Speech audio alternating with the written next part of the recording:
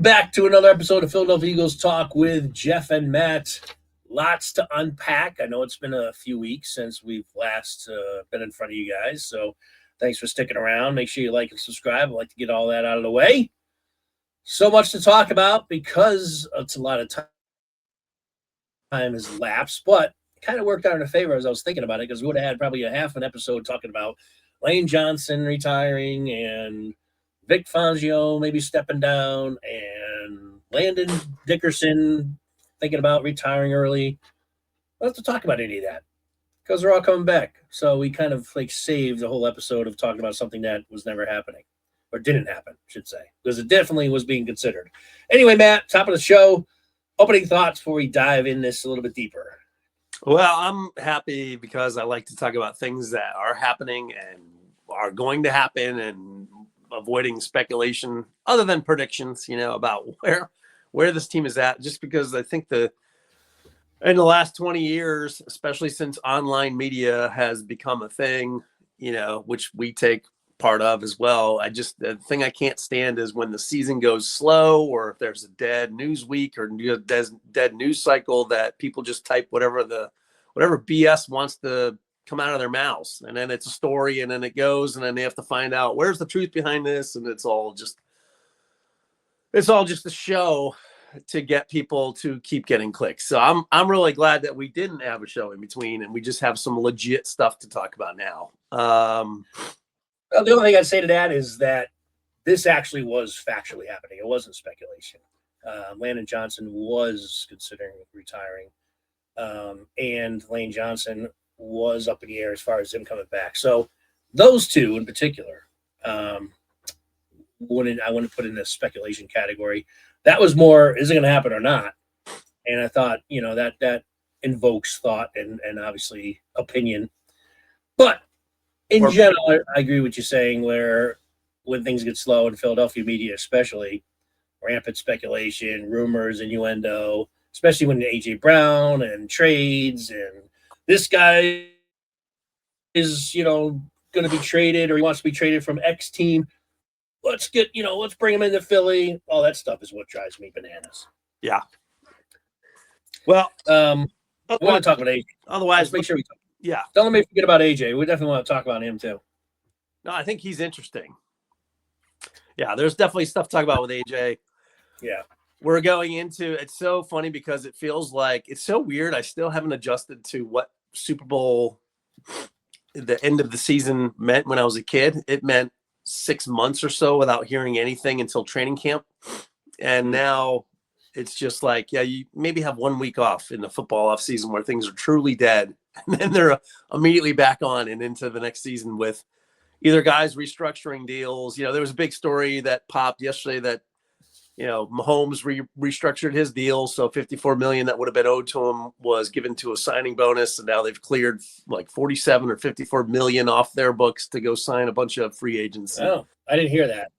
Yeah. So, and which is funny to me because I'm like, boy, any Eagles fan wish that Andy Reid would have done that and helped McNabb with some offensive weapons. Exactly. What are you doing, Joe Bannon? But well, that's right out of the Howie Roseman playbook. What they just did with Mahomes, because that's what Howie's been doing for years. So it makes sense from their perspective. What the only dangerous part is kind of what the Eagles are running into within the past couple of years, where they've had to let really good talent go because of moves like that, where they sort of save on the front end, but then the back end of the contract has got a lot of dead cap space if they were to move the player or try to move them. Where the salary cap just really grows towards the end of these contracts when the players are generally older. That appears, from what you just said, is what they just did with Mahomes. But what it does, and there's a reason why teams do it, is they are playing now or playing next season, so they're more worried about next season than 5 years down the road. So what's interesting about that, though, just overall, it's just interesting that for the Eagles, you're going to have, in the last 5 to 10 years, you will have had Fletcher Cox playing his entire career as an Eagle, Brandon Graham playing his entire career as an Eagle, and Lane Johnson is going to be playing his entire career as an Eagle, plus Jason Kelce. So it's it's neat how they've been able to do that while having to change quarterbacks. Like usually if you got a Tom Brady or a Mahomes, great, you just keep restructuring their deal and you got free money going into the next season. But the Eagles haven't been able to do that because they had to repair the Wentz situation and all this. But just interesting that I don't know how many teams can say they've had 4 players in the last 5 years stay with them the whole way through. Like that seems to me to be up near the top. I can't think of it. This might be. I think it is at the top. I can't think of another team that has this many players over the last several years, like you said. I mean, I'm just thinking right now, what teams have got players that have been or either about to retire that have been with the team their whole career. I'm thinking of Travis Kelce comes to mind. Kelce. Can't think of many others right off the top of my head. There honestly aren't many out there. So, yeah, good point. Yeah, the Eagles have had, a handful, like you said. So they're unique in that way. Maybe another player will come to mind, but I can't think of any. Recent years, maybe. This is not really recent years, but you go back to Ed Reed and Ray Lewis on the Ravens. They kind of had a little bit of a run there with kept the new guys, but that's it. It's a rare commodity, like you're mentioning. So, all right. So let's talk about it. It's no longer speculation. These are definitive changes. Let's just talk about what we feel about it. Out Kevin Patullo. We'll start here, which I don't think either one of us are going to have to be drying our eyes over losing him.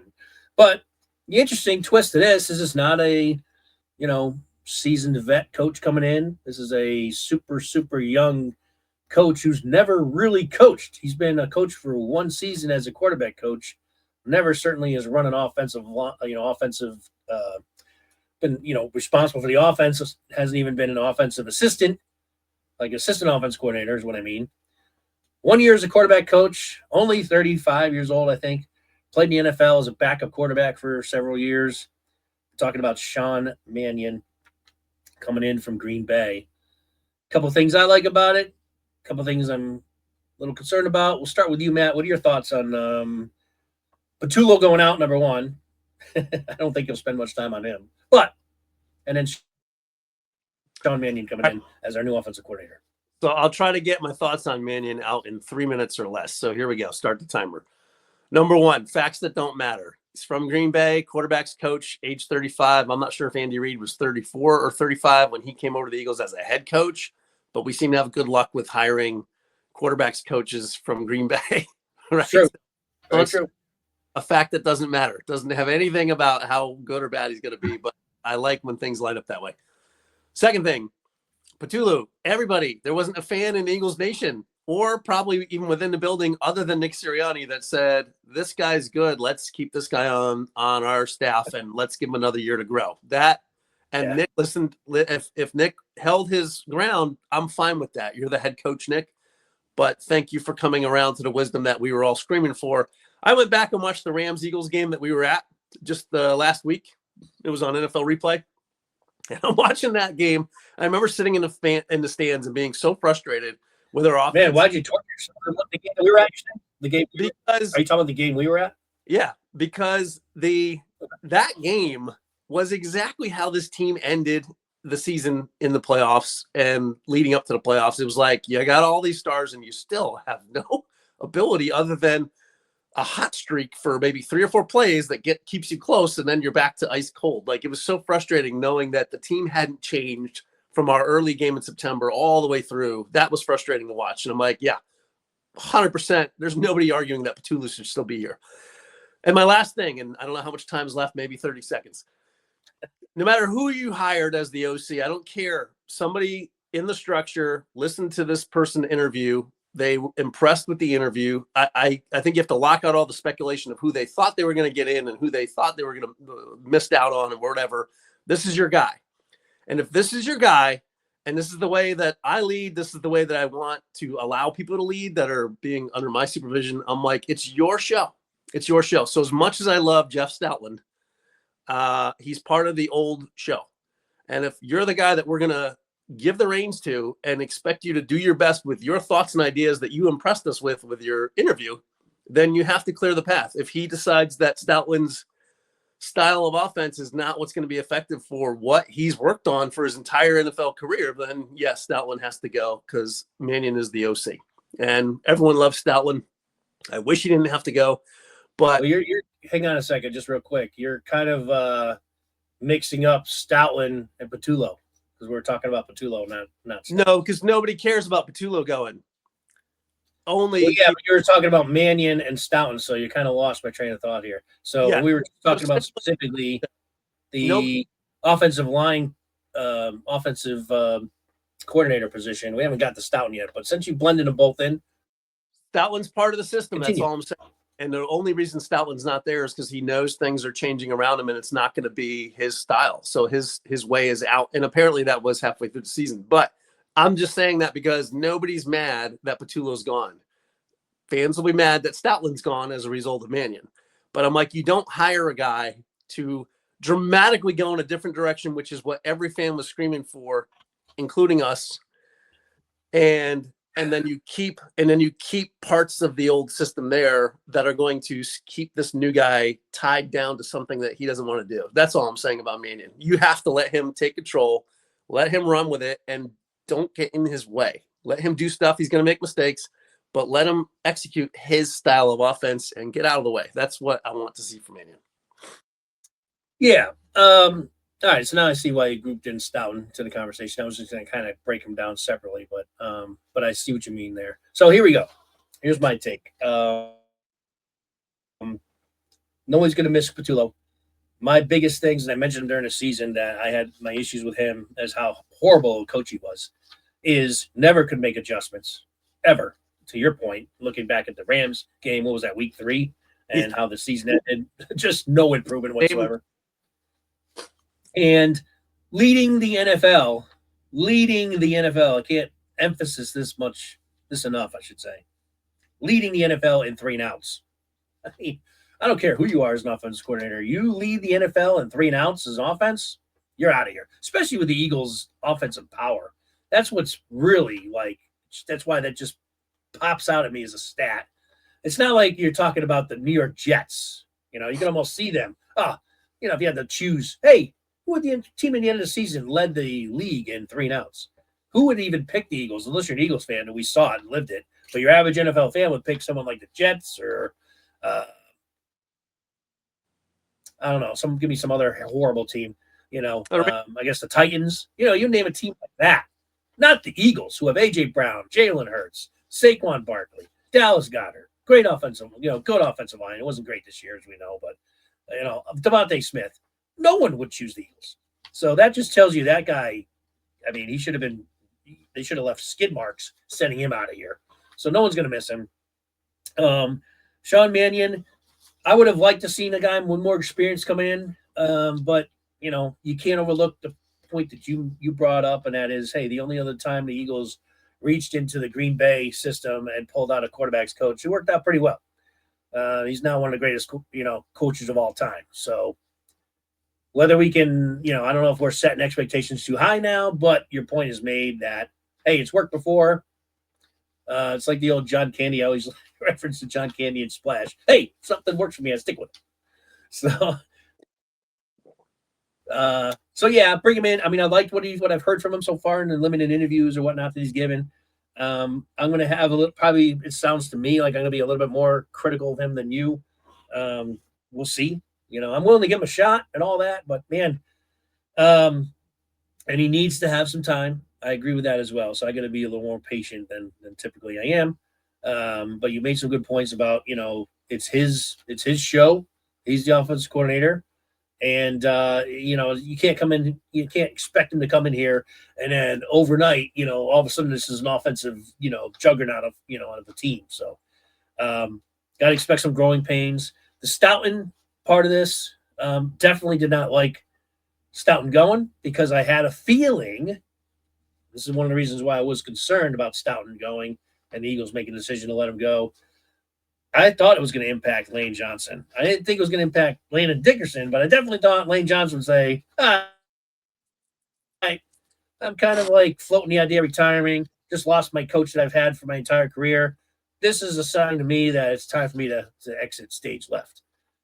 And so the reciprocation of moving a guy like Stoughton, that was my biggest concern. And that almost happened. It was very close. So thankfully, Landon's coming back. You never know if that played into Landon Dickerson's mind when he was concerned about his knee and all of his operations he had prior to even coming to the Eagles that are just creeping up on him. That's the reason why he slipped at the second round. The Eagles were able to get him anyway. So, but that was kind of came out of left field where he was considering retiring at 27 years old. You wonder if the Stoughton decision played in that potential decision. Anyway, long story short, neither one of them are leaving. So they're here. Stoughton's gone. We all love Stoughton. I'm going to miss him for sure. I think it's a very, very risky move, letting him go and bringing in some guy, especially his replacement, who is his track record is not good. He's been the offensive coordinator or the offensive line coach in Minnesota, and they've had a bad line for several years. So not all that impressed with who they brought in. We'll see. They deserve a chance, sure, but I definitely have concerns with Stoughton not being here. And by the way, the guy's name is Chris Cooper is the new offensive line coach. So we'll see. We'll see how that goes. I don't know if you have any more thoughts on that. No. We'll move on to free agents, but yeah, I'm going to be a little. I'm definitely not on board. I guess I'll say that right now with letting Stoughton go and bringing this guy in. I am very concerned about that and the impacts it'll have on our offensive line. Yeah, we'll have to wait and see on that one. But if you're just, I mean, everyone knows Stoutland. He's able to take diamonds in the rough and polish them all the way up to be a 24 karat diamond. And this Exactly. Mr. Cooper doesn't seem to have as much of a track record other than leading the league in sacks every other couple of years, sacks against, I should say. With quarterbacks like Sam Darnold and God, I don't even know. Cousins was there for a little bit. Kirk Cousins for a little bit. I mean, those are, Sam can move. Cousins is kind of like a statue in his last couple of years, but I don't know. That one's risky. There's certainly everyone has the right to be like, what are we doing there?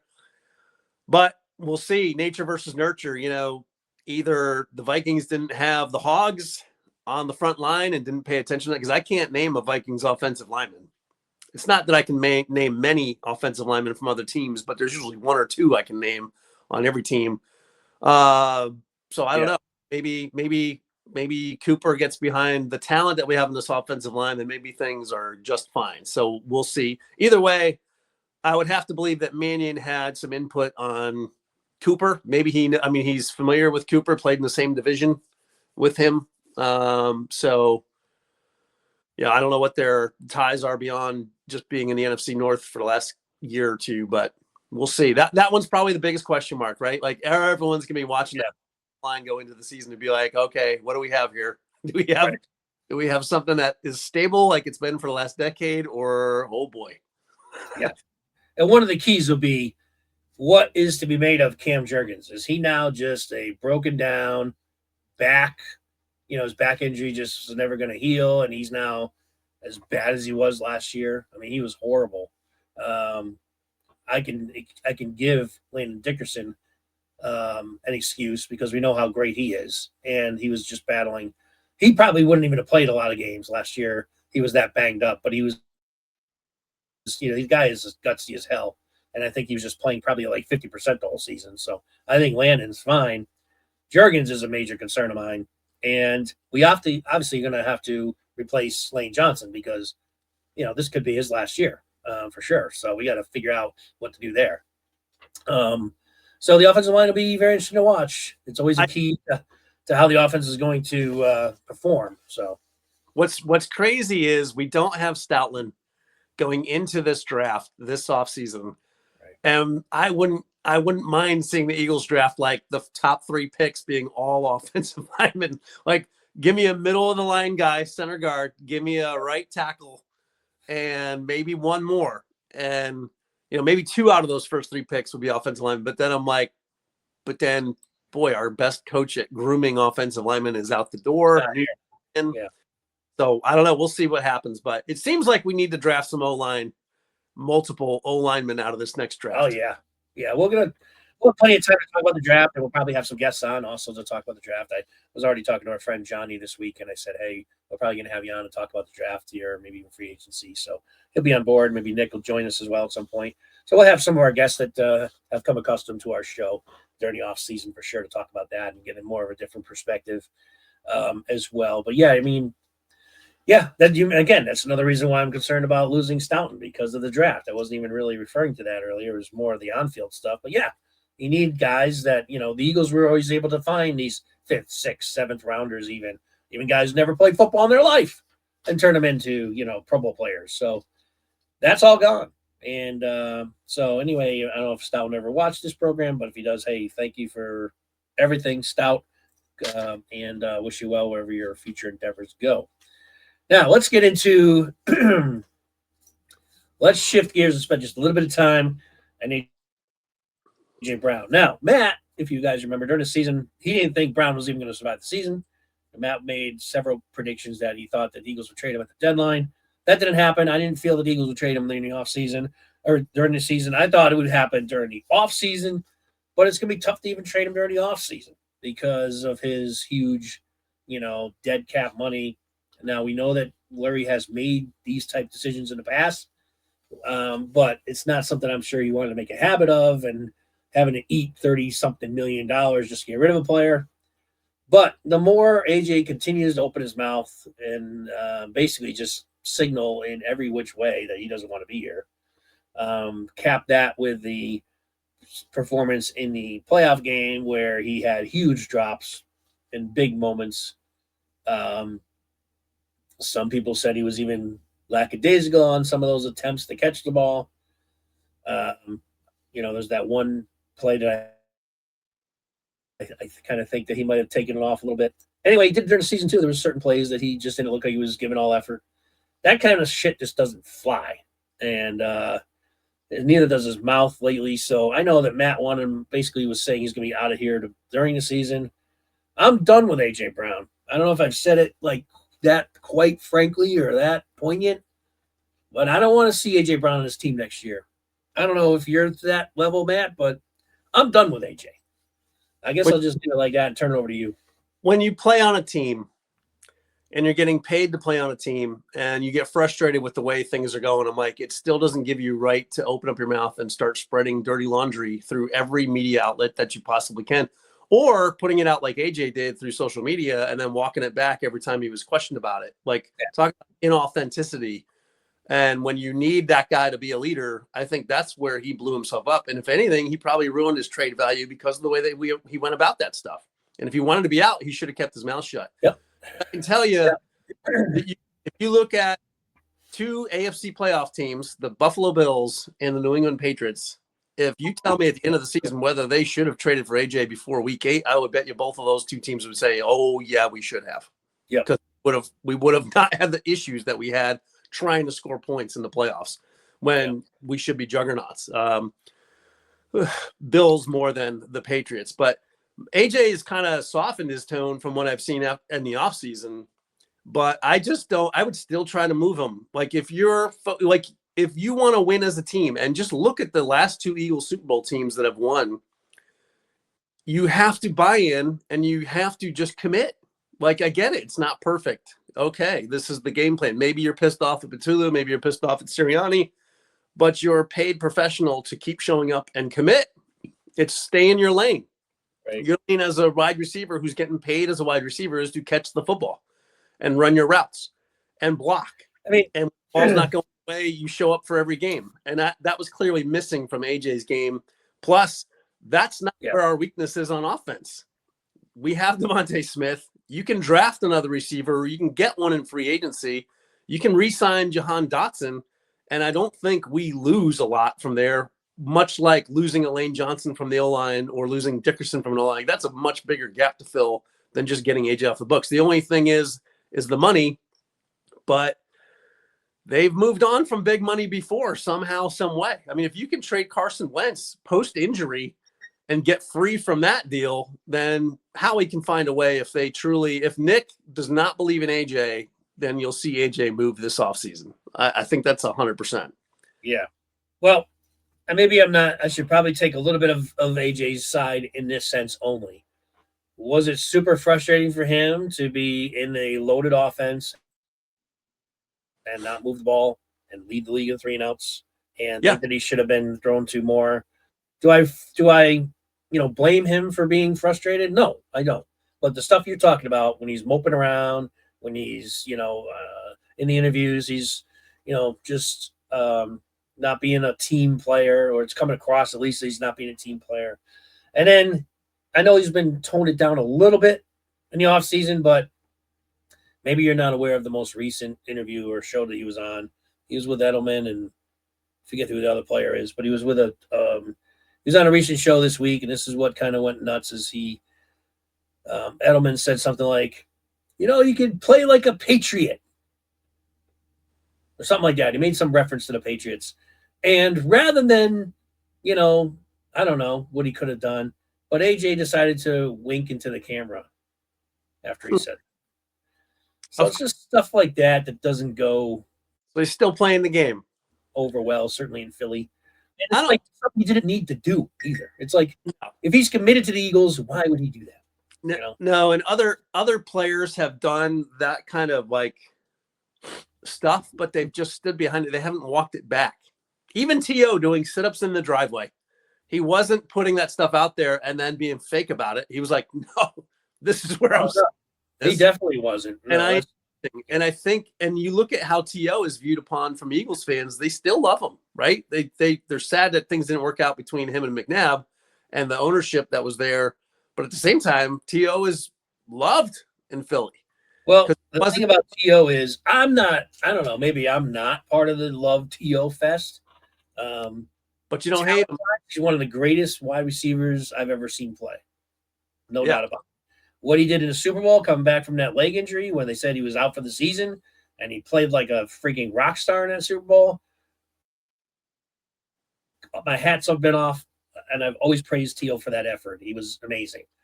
The attitude and all the all of the, but it was charades and all that crap. I don't want to deal with it, which is why he was traded, from team to team to team to team, as great as he was. So, remember Drew on the press conference? Next question. Well, we'll next question. Exactly. Yeah. So it's just like, T.O. is great. It's unfortunate because, for me, as I do the player on the field, talent wise, amazing player, one of the top receivers I've ever seen, honestly. Well, the attitude and the me, and the, me first was just way too much for me to deal with. I don't think AJ's at T.O.'s level, but he's getting there. He's not getting any better. And he's definitely not T.O.'s level as a player either. I mean, T.O. was much better overall. There's an extra gear with than AJ. But I don't know. So I think we spent enough time on AJ. Yep. What's that? We'll see how the whole thing plays out with AJ. We'll see how it plays out. I think that the Eagles, if they get, like, I'm hearing that teams might be willing to give up a third. I'll take a third. I'll take a third in a second for AJ Brown. And I'll make some people out there, especially some Brown fans, may be like, oh no, we should get at least a first for him. You got to keep in mind that whoever they're trading it to is still absorbing a lot of his contract. So it's not only giving up draft picks, but also a big contract. And Eagles going to have to eat $30 million of it, which is why it's going to be very difficult, I think, to trade him. But I think if they get anything, a third, I'm thinking it'd probably be more or less a fourth, maybe. But if they get a third or even higher, I would take that deal. And as long as Lurie's good at coughing up $35 million, just dead money, yep, I think the Eagles will do it. So anyway, we'll plenty more to like to your point, Matt. We'll have more to. We'll see how it goes. Really, I won't miss. All right, let's get into this real quick, and then we'll wrap the show. Let's talk about Eagle free agents. So here we go. I'm going to name the player. We're going to have more on this. Matt and I'll do our priority ranking list of free agents probably either next week's show or the following week, but it'll be very soon before free agency hits. Last year, you may recall if you watched this, we did kind of rank the players by priority. And that was kind of a fun exercise to do as far as who to prioritize on the free agents. So, but right now we're just going to do a quick keep or go or stay or go. That's what I'm going to say. Let me Yeah, let me just preface this by saying our stay and go is not tied whether we like the player or not. It's just tied to what we think needs this roster. Absolutely. Yep. Excellent point. All right, so here we go. Let's start off with safety Reed Blankenship. I knew you were Oh, going to start with Reed Blankenship. yep. I knew it. Toughest one. We'll let you go first. And again, you don't have to get really deep into explaining. Maybe just a one-liner or whatever, because we'll move on. We'll keep this kind of going. We'll get into more of the explanation when we do the ranking. All right. So just kind of like if you want to give a quick blurb after you say stay or go ahead. But we're not going to spend a lot of time on this. We're going to try to wrap it up. My quick blurb is I love Reed Blankenship. Boy, did he stopgap a massive hole in the safety position when he arrived as a rookie years ago. And maybe he's going to sign a team-friendly deal. That could happen. But otherwise, this is where they have some depth, thanks to Marcus Epps. So Reed might go. Well, hang on. Before you say that, there's a guy on the list that might throw a monkey wrench in what you just said. So we'll get there. Okay. All right. Me with Reed, it comes down to how much. I think he's worth keeping. I'm going to say stay. I'll put a stay on Reed. And I'll just throw the caveat out there, depending on how expensive he gets. I think it gets to a point with every, you can say this about every player. And I'm not trying to like go one way or the other here and be wishy-washy. I'm going to stick with stay. But if it gets too expensive, it gets more than $8 million a season, I'll just say that, then I would have to let him go. All right. Grant Calcaterra, tight end. Go. I'll say stay because I think he'll be affordable, and he's already proven himself to be a pretty good backup. Now, reliable, he seems to be hurt all the time, so maybe that's why you're more on the go side. But I'll just say that I think he'll be affordable. I don't think it'll pay a lot to keep him here, and I think he's a decent backup, so I'll go stay on him. Nakobe Dean. He needs to stay. Agree, 1,000%. Now, if you ask me if I would put money on if he's staying, I would not take that bet. But that's going to be a huge loss for the Eagles, and I think there's going to be teams out there that are going to be willing to throw a lot of money at him, and the Eagles are not going to have the money to potentially keep him. But I really love Nakobe the player, always have, and I probably should have said this in the beginning, and you kind of alluded to it. It's kind of, to say this now, 3 players in. Are we saying stay for us, or are we saying stay for what we think will happen, or go? We're saying it's a mix of all 3 things, right? It's what we think best for the Eagles roster, but it's probably got a little bit of personal things in there as well. So it's hodgepodge. I'm going to go with stay, but like I said, I'm not optimistic he will stay. A.J. Dillon, running back. Go. Go. They just didn't utilize him at all even last year, really. So, yeah, he's a go. Here's an interesting one. Johan Dotson. I don't know why. Like, I would say stay because he needs an opportunity underneath Mannion's offense, especially with those Green Bay receivers where you don't even know if it's Dobbs or who are the other guys that are out there. But you never know who's going to show. Like, Mannion will take advantage of all the receivers that are on the field. That's for sure. Whether Hurts can adjust to that, I don't know. But Dotson seems to be such a cheap, available, highly skilled player at that position. Plus, that he's going to be tied to whatever happens to AJ. Here's my thoughts on Dotson. I think from the Eagles' perspective, and you made a great point when Mannion come in, maybe they'll utilize him more. And maybe this plays into what I'm just about to say. I would like to keep and stay on Dotson. I think it's going to come down to what Dotson wants to do because Dotson's been in this offense for the last 2 years and hardly ever had the ball thrown to him. Yeah. He might be like, dude, I'm out of here. It's time for me to look at another team that's going to usually use me more. Now, the fact we have a new offensive coordinator, maybe Dotson's like, all right, well, maybe he will use me more and I'll stay. sign a deal. So I'm He's going all- to say stay on here for me and for us. I guess us collaboratively, but I don't think he's going to be here. maybe not, but he's a team player. I mean, if you He want, is. He has shown that. So I'm going to put stay on him. I'd like to keep him. All right, here it is, Matt. Safety Marcus Epps. it's going to be honestly, whoever stays between Blankenship and Epps, I think Epps is a little bit faster of a player, a little bit more rangy when it comes to the deep passing game. So you think Epps can play in Blankenship's safety role? Because he did play obviously well in Makuba's safety role, but that's a different position. That's more of like a free safety, and what's his name's more of a strong safety. I think they're so close. A couple pros for Blankenship over Epps and a couple pros for Epps over Blankenship, but they're so close. Yeah. Whichever one, I guess, signs a more team-friendly deal is who's going to be signed there. But they're both like Epps is the reason why you could let Blankenship go, but that means you do have to sign Epps. And Blankenship's the reason why you could let Epps go, but then you have to sign Blankenship. So only one stays. I'd be surprised if they sign both. Yeah, and I think that probably is going to be what happens. I think if Blankenship's if his market value gets too high, which it could, he's still young, versus Epps is the older player, so Blankenship could get one of those contracts the Eagles are just not going to be able to match, keep him here. And then they're going to have to sign Epps, to your point. And he'll be cheaper too, because Epps is an older player. He's bounced around the league, so he's not going to cost as much as Blankenship is.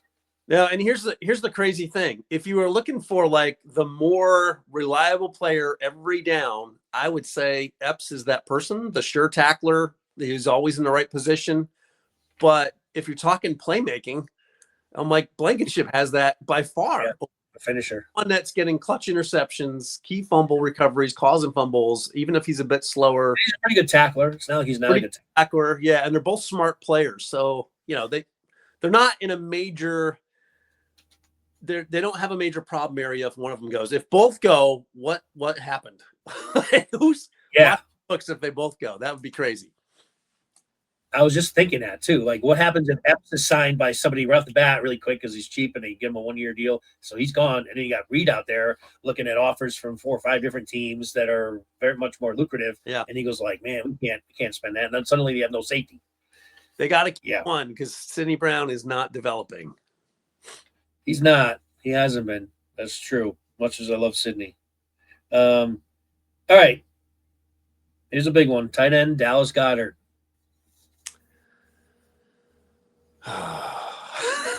It's going to be, especially after coming off the last season, it's going to get a big offer from somebody. He's going to be expensive to keep here. I think I want him to stay. But he might be a go just because the Green Bay Packers seem to turn any tight end that they get to into an offensive weapon. It's true. So that'll be interesting to see. But Goddard has been awesome. He's taken team favorable deals before. Like he came back and signed with us last year to give us 1 more year. But we'll see. I think which is why I think he won't do that again. No, like I know what you're saying, but I don't know if he'll do it again. Ultimately, I think he's out the door. Yeah. I'm going to put a go on Goddard only because, not because I don't want him to keep him here. I just think it's highly unlikely he's gonna stay. Someone's going to offer him a pretty good deal. I think again he already gave the Eagles a break to stay last year, and I think he's now going to go on and get his last big contract. Next on the list is Kylan Grayson, another tight end. So 3 tight ends the Eagles have free agents this year. Where are you on Grayson? Yeah, other than Goddard, Goddard has been injured for so many games in the last couple of years that all of these backups have had opportunities to play, and they just don't seem to grab the bull by the horns and say, I'm here, I'm an NFL player. Yeah. So I don't have, I think he's a guy. He's got more potential for not being here than he does for staying. Agreed. I think he's a go also. And just going back to Grant Calcaterra, as much as I said that, he's looked decent when he's played as a backup, which he has, he can't block for crap. So that's his issue. He can't block at all. So another reason why maybe he would go as well. So we might have a complete changeover in tight end coming into next year. Sam Howell, quarterback. We don't really have much to go on in his Eagles career, but I think he stays. I like a lot of that will come down to Tanner McKee as well. Like, does Tanner move on? I mean, Tanner kind of blew his opportunity with that last game of the season where he did look shaky. He still looks like he's got all the talent in the world to be good, and he just looked like he let his nerves get to him that game, almost as if he thought it was an audition. I think a lot depends on whether Tanner McKee stays or goes. But 100%. As a third stringer, I think the Eagles probably keep him. I think you said it, you took the words right out of my mouth. I think it all depends on what happens with Tanner. If Tanner goes, I think it's priority for them to re-sign Howell and make him the number 2. So yeah, I'll say stay as well on Howell. Brandon Mann, punter. Yeah, you have got to sign that guy. I mean, he's probably the only reason we made the playoffs. Yeah. Ultimately, if there's a deciding factor of like, well, why did we make the playoffs even though we couldn't do squat on offense? Like, it's Brandon Mann. That guy needs to stay. Yeah. I agree. He might be the easiest call in this entire list. Yeah, for sure. All right, outside linebacker Azeez Ojolari. A non-contributor. Like, okay, free agent signing. I don't think Howie would move on from him because he signed him for more than 1 year, right? Not sure. I don't have it in front of me how many years he's got. Well, no, because he's a free agent. Is he? Oh, yeah. That's right. So I'd be really surprised if they sign him to anything. Where was he all season? Yeah, non-factor. Yep. So, yeah, I'm going to go on him as well. Defensive end, Agbo Okronowo.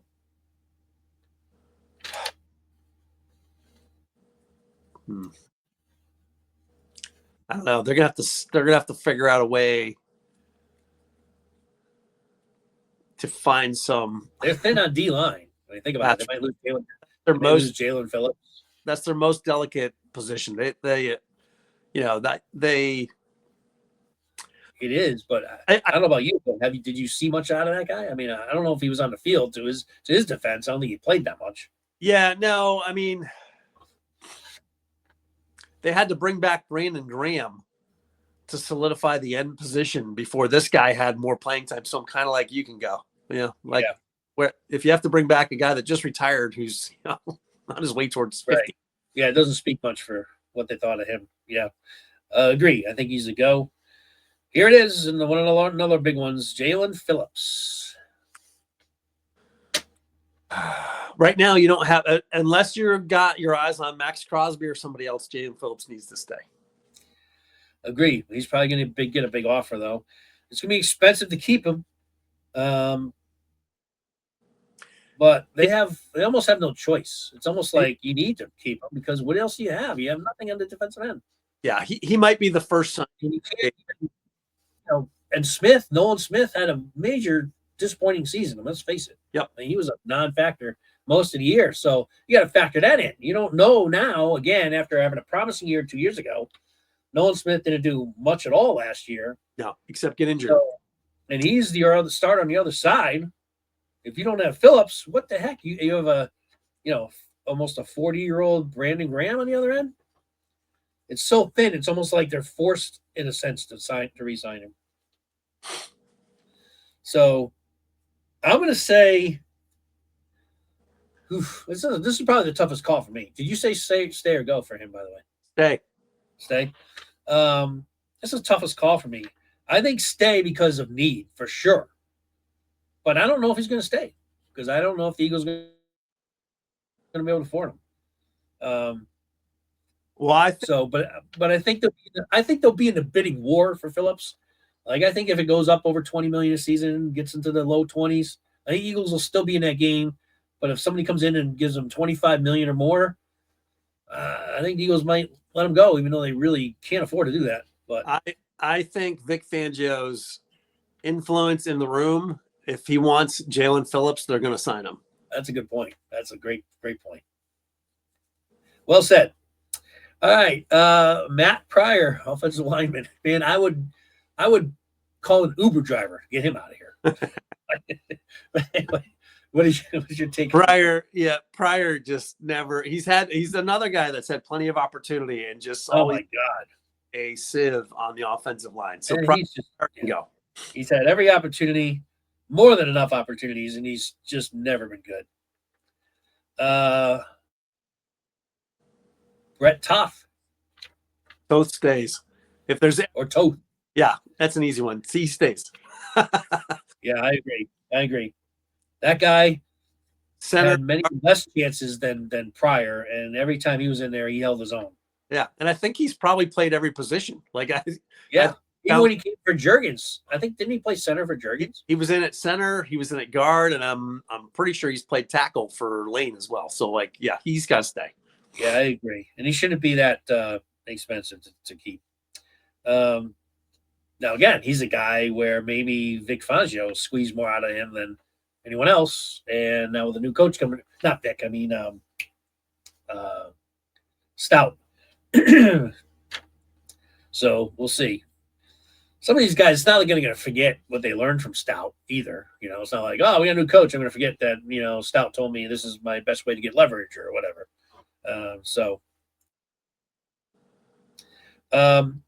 Joshua Uche. Yeah, he's productive. So if he's got a team-friendly deal and if they sign him early, make him feasible for the team, I think he stays. Yeah, I agree. I would, as long as he's not too expensive, I would try to see if we could keep him in here.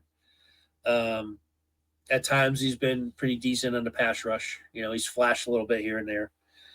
Fullback, which he's never even had a chance to really play, Ben Van Sumeren. That was the saddest part of last season was watching him get injured on the opening day. Remember how the season started last year? I mean, I know you will, but because you just mentioned it. So he breaks his leg on the first play of the season. And then if you remember, it was because of that play and all the people on the field attending to him that freaking Jalen gets in the spitting contest. Spit on Dak Prescott got caught. I love Ben Summerlin. Think he's going to go. The new offensive coordinator, new offense. Yeah. Whatever experimenting with him, I think is going to be out the door. Yeah, and it's because of the offensive changes for sure. I think he's going to go. And we wish the guy well.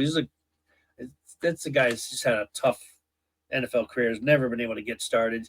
When he was a linebacker, he actually showed some flashes. He could play linebacker, and then we saw him during the preseason playing fullback, and we're like, wow, this guy's actually. And he's just constantly has the worst luck in the world. Like I can just imagine, the first game kickoff, brand new season, and you're done. That's horrible. I feel bad for the guy. Fred Johnson.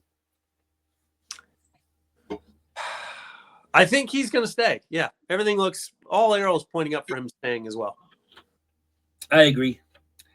I think he likes being here too because he's been fished around the league and he's played with other teams now, and he likes being here. I think so. And I can't see another team dumping a ton of money at him either. So I think Fred will stay in a backup role. Adoree Jackson.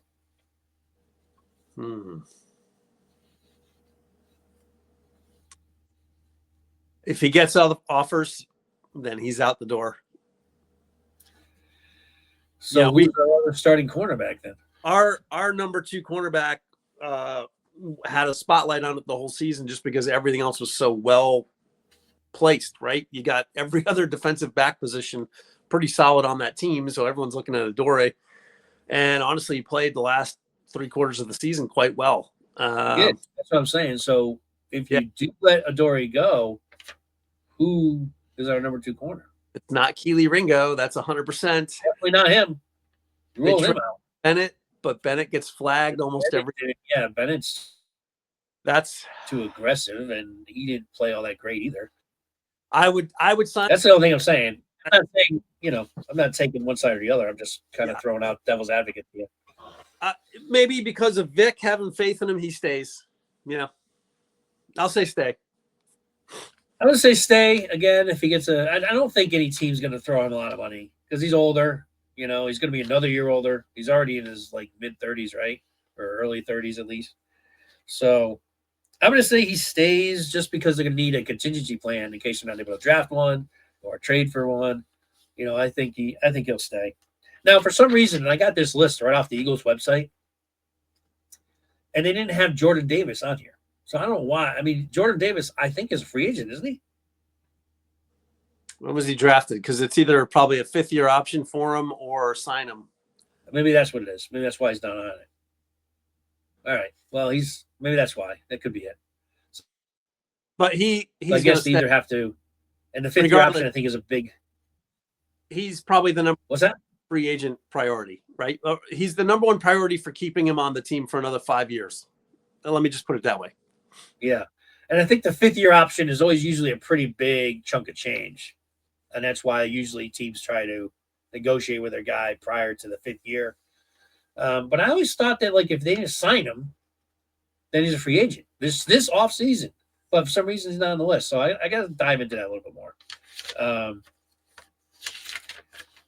So I guess we'll keep him off the list for now. And then if he is truly a free agent, we'll talk about him in a priority ranking when we do that. So before we close the show, Matt, anything else you want to talk about before we close out here? Because, again, we've had about a 3-week gap between shows. I want to thank everyone for hanging in with us.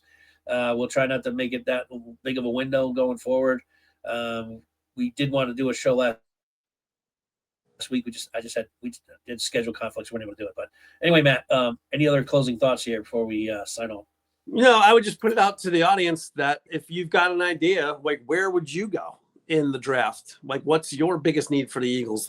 Leave us some comments and then we'll read them off and we'll engage them when we're talking about the draft, because that's just a month away or so. Combine's already going to be in a week, next week or so. Yep. So we're already into that. Where are our eyes going for the draft? So that's all. I would just muster up some thoughts of your own and see where you think the priority needs are, and maybe we're missing something. So excellent point. Yeah, we always are welcome thoughts, comments, suggestions, all that moving forward. And certainly want to make sure you subscribe and like these videos because it helps out the program.